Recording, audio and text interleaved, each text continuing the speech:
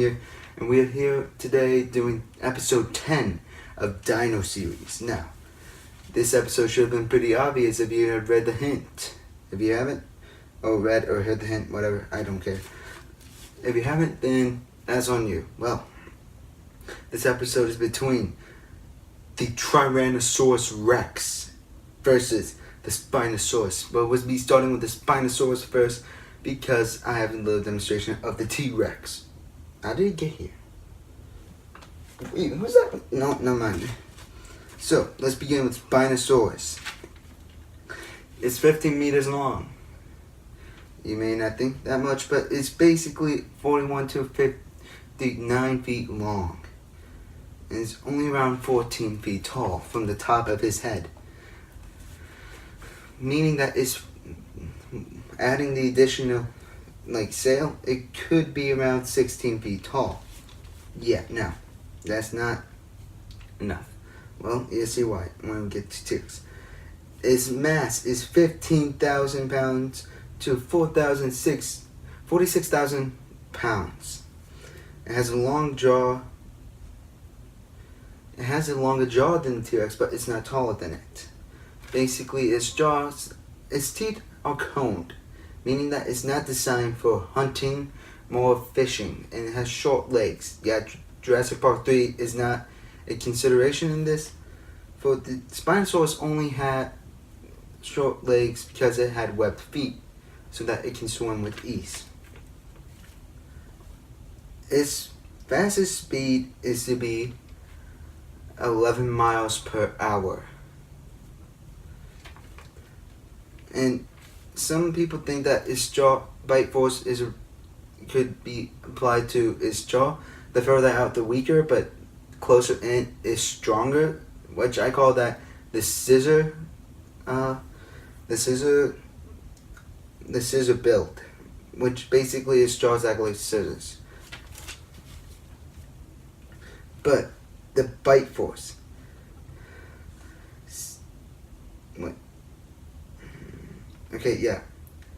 It's 6,000 psi. That is enough to break a lot of human bones, but not much. Spinosaurs have been believed to be bipedal, which means they walked on two legs, kind of like what humans do. But they are not. They are quadrilateral, meaning that they are four-legged. They walk on the long arms, actually. The only times when they're bipedal is when they have to eat. But they can also stand in the water because water helps. They only have been known to hunt smaller prey than other large predators around it. Because one, the prey its teeth are not designed to rip and tear like T-Rex's. Two, its teeth are coned, meaning that its teeth are really good at are piercing strikes, and not for shake and break. Okay. Not gonna bother. On to the T-Rex. 46 feet long, 15 to 20 feet tall, 13,000 pounds to 32,000 pounds. Spike force is 12,800 psi, meaning that it is stronger to break bones of dinosaurs. Okay. Its brain cavity shows that has two parts of its brain is actually bigger than the others. And that is strategy, the brain that applies to strategy, and the part of the brain that applies to muscle control, meaning it had more muscle control, making it stronger. Actually, that is true. Okay. The bite force of the T-Rex could actually shatter the bones of any dinosaurs. And its top speed is 45 miles per hour, meaning that it's extremely faster by Spinosaurus. More than 4 times faster. Well, basically 4 times faster. T-Rex usually had to fight other T-Rexes, meaning that it did not care if you were bigger than it. It would fight you to the death. The T-Rex brain cavity showed that its brain was actually larger than ours, meaning that it could have been smarter than us. Now, Yeah, I don't care at that point. T-Rexes are territorial, but yet they also, like, they do hunt, but they also scavenge. They only have to scavenge when they are like parents. Like, they have to take care of, like, their children. They've been known to scavenge when the eggs hatch, and they had to go and collect food for themselves and for their young. But they've also been known to hunt, and they broke a lot of bounds. They are pack hunters, but this is a 1v1. Now, it's already clear that the T-Rex can win a foot race against Spinosaurus, but we are going to see, God, I can't stop scratching my nose. We're going to see what's going to happen when a T-Rex bites into the flesh of a dinosaur and thrashes around its head, and see what happens to that animal's bones, muscles, and skin. I'll see you guys down. Hey guys, Rex back down here. Well, we were never down here, but this is a replica T-Rex tooth and the T-Rex skull. Well, replica anyways. And we'll be showing what happens when a T-Rex bites down on this. This is supposed to represent skin, muscle, and bone. Muscle is Rice Krispie treats, and bone is a something. I don't remember what it's called. But, got this. Yeah, he can't stop. Okay. When I ask people who do you think won, T-Rex, Spinosaurus, they would say Spinosaurus because all T-Rex does is bite and nothing else. Even though it shows the T-Rex doesn't bite, just bite, it thrashes.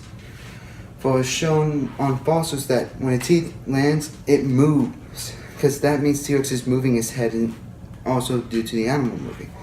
So let's see. 3. Also, this stuff had a long time to harden. So 3, 2, 1. Oh, well, that was not expected. Well, it definitely went into the bone and actually did break it. It may not have gone completely through, but yet still the fierce shock of the bite actually broke the bone. Now, if this was a neck, tail, or leg of another T-Rex, it would most likely have broken that bone. Now, what I'm going to do here is actually remove these two, because then I'm going to stack them on top of each other and use replica T-Rex tooth.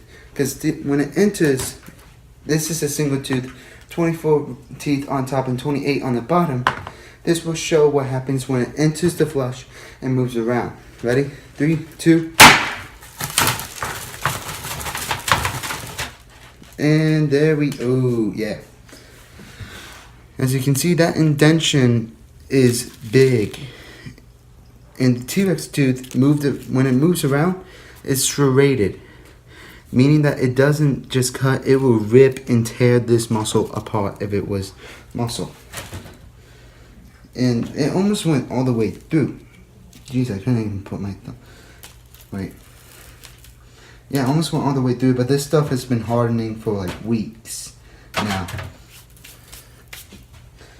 But yeah, this just shows on how much the T-Rex's tooth has to it.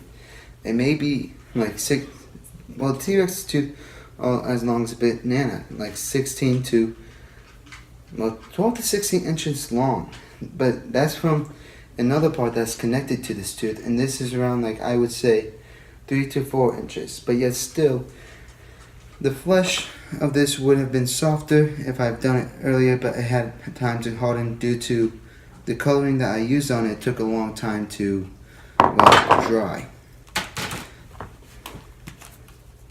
But this is what we originally had T-Rex do. Oh, well, that was just jaw coming apart. But like, this is what the T-Rex originally did T-Rex skull originally did when we modeled it and tested out the bite force. Yeah, this thing's jaw keeps popping. And okay. As you also saw, a lot of the skin got caught into the upper jaw, but you can see this clearly cut through it. And this thing is crushed. Now what I'm saying is that the difference is T-Rex is running up and ambushing style is going to do different amounts of damage. But if the prey is still and is able to get one really good hit on it from a close distance, its jaw will actually break their neck or break any other bone. Now most dinosaur bones are durable. That comes in most cases. I'm not talking about the raptors in this case. The prey that the T-Rex hunt consisted of, I would say, well, Triceratops, Ankylosaurus, Parasaurolophus, and sometimes other hunters. As you can see, the T-Rex's bite force is pretty powerful. Hold on. No. Okay, there we go. Not only that, it can thrash, making this one of the most deadly predators. Now, in comparison of these two, who won? It's clearly obvious that the Spinosaurus would not win the foot race, but the T-Rex would. But yet, T-Rexes are known to ambush, but also to go on a full-on assault, depending on the situation they're in. While Spinosauruses are known to hunt fish. Sorry. So who won? I analyzed both of what they are capable of. T-Rexes are capable of taking down larger prey. Spinosaurus are able to take down fish, some small prey, and one desperate larger prey. So we're doing this in an all-out scenario, and judging due to T-Rex bite force and Spinosaurus's, T-Rexes clearly wins. Also can eat much more than Spinosaurus in one go. And Spinosaurus, its jaws may be precise, but the T-Rexes are hooked. They are serrated. They are, like the way that they're made, they're designed to cut and tear meat. And its jaw would break the Spinosaurus jaw with ease, and biting down on the neck would kill the Spinosaurus. And people said, certain people I asked said 7 out of 10 times T-Rex would win. There's only 3 times Spinosaurus would win, and that would be in water, and if it got the upper hand. I also kind of time T-Rex is a recovery time from being like laid down on a side, and that's due to Jurassic World evolution. Thanks for that sleep, like dino sleep thing. Well, T-Rex's ability to get up quickly is actually pretty well. Either 5 to 10 seconds for it to just get up. A lot could happen in that time, but yet T-Rex is not going to go down without a fight. Also, its teeny arms are 3 times stronger than any other bone in its body, which means that it held down prey. So I'm going to say that this fight goes to the T-Rex. Nope, not the...